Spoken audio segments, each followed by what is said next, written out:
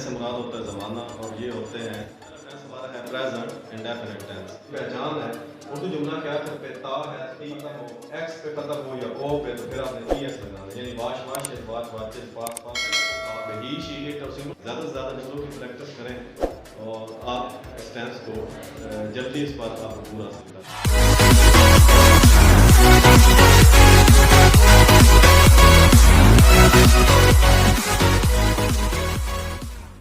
बिस्मिल्लाहिर्रहमानिर्रहीम। आज हम टेंस शुरू कर रहे हैं। तो टेंस जिस तरह आपको पता है भाई, टेंस से मुराद होता है ज़माना और ये होते हैं 12, यानी 4 प्रेजेंट के टेंस, 4 पास्ट के और 4 टेंस का मतलब होता है कि आपने कोई काम किस वक्त किया है और वो काम कितना किया है, यानी relation between time and action is called tense. कि आपने कोई काम किस हद तक किया है और किस वक्त किया है, इसका मतलब होता है टेंस। तो पहला टेंस हमारा है present indefinite tense. Present indefinite tense को उर्दू में कहते हैं फेल हाल मुतलक, यानी इंडेफिनिट ऐसे काम को कहते हैं जिसकी इब्तिदा का नहीं पता होता, ना इंतहा का पता होता है, ना उसकी रेपिटेशन का पता होता है कि ये काम कितनी बार हुआ है। तो रूटीन के जितने काम हैं उनके लिए टेंस इस्तेमाल होता है, जो रोज़मर्रा आप काम करते हैं। उस वक्त की पहचान है उर्दू जुमला के आखिर पे ता है, ती है, ते हैं, ता हूँ, ती हूँ वगैरह आते हैं। पहचान इसलिए ज़रूरी है कि हम उर्दू में जुमला सोचते हैं और फिर उसकी अंग्रेज़ी बनाते हैं, तो जब तक उसको उर्दू में नहीं पता चलेगा उसकी अंग्रेज़ी भी नहीं बना सकेंगे। उस वक्त की फॉर्मेशन है, फॉर्मेशन से मुराद होता है बनावट।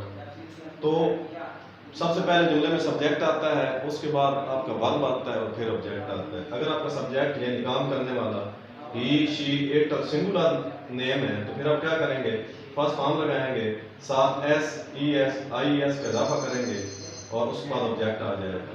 अगर आपका सब्जेक्ट यानी काम करने वाला आई, वी, यू, दे या प्लूरल नेम है, जमा नाम है, फिर आप क्या करेंगे, फर्स्ट फॉर्म लगाएंगे और उसके बाद ऑब्जेक्ट आ जाएगा। उसके बाद है how to add S, E S या I S, S E S या आई एस का आप इजाफा किस तरह करते हैं तो वो देख लेते हैं। और ये आपको पता है इजाफा तब करना है जब आपका सब्जेक्ट होगा ही, शी, इट और सिंगुलर में, तब आपने एस ई एस या आई एस का इजाफा करना है। तो हम देखते हैं कि अगर ई एस का इजाफा कहाँ पर करते हैं, अगर आपका लफ्ज एस एच पे खत्म हो, सी एच पे खत्म हो, डबल एस पे खत्म हो, एक्स पे खत्म हो या ओ पे, तो फिर आपने ई एस लगाना है, यानी वाश वाश वाच वाचिस पास पास फिक्स और गो गोज हो जाएगा। अब आपने एस कहाँ पर लगाना है, अगर आपका लफ्ज वाई पे खत्म हो रहा हो और वाई से पहले कोई वावल आ जाए, यानी ए, ई, आई ओ यू, उसके बाद वाई आए, तो उसके साथ आप सिर्फ एस लगाएंगे, जैसे प्ले से प्लेज हो जाएगा। आपने वाई से पहले वावल आया है तो सिर्फ एस लगाए। अगर आपका लफ्ज वाई पे खत्म हो रहा है और उससे पहले वावल नहीं आ रहा, यानी वाई से पहले ए, ई, आई ओ यू नहीं आ रहा, तो फिर आप वाई को हटा देंगे और साथ आई ई एस का इजाफा कर देंगे। जैसे क्राई है उसके साथ आई एस लगेगा, वाई को हटा देंगे तो क्या बन जाएगा, क्राइस बन जाएगा। इसके बाद हम चलते हैं इसकी एक्सरसाइज की तरफ, इसकी प्रैक्टिस की तरफ। तो पहले इसकी एग्जांपल लिखी हुई है, अली स्कूल जाता है, ये उर्दू में इसकी मिसालें हैं। अली स्कूल जाता है, आ से पतंग उड़ाता है, हम क्रिकेट खेलते हैं, तुम शोर करते हो, यानी जुमलों के आखिर पे ता है, ती है, ते है वगैरह आ रहा है। उस बाद की एक्सरसाइज है, एक्सरसाइज से मुराद होता है प्रैक्टिस, उसकी मशक आपने किस तरह करनी है। पहला जुमला है अली स्कूल जाता है। अब आपका सब्जेक्ट अली है, अब हमें पता है कि ही, शी, इट और सिंगुलर नेम के साथ एस या एस का इजाफा होगा, तो फर्स्ट फॉर्म जो आपकी आ रही है वो है गो। गो चूंकि ओ पे खत्म हो रहा है तो इसलिए आपके साथ क्या इस्तेमाल करेंगे, ई एस आ जाएगा, तो बन जाएगा अली गोज टू स्कूल। उस बाद आपका जुमला जब आप इसका मनफी बनाएंगे, अली स्कूल नहीं जाता है, Ali does not go to school.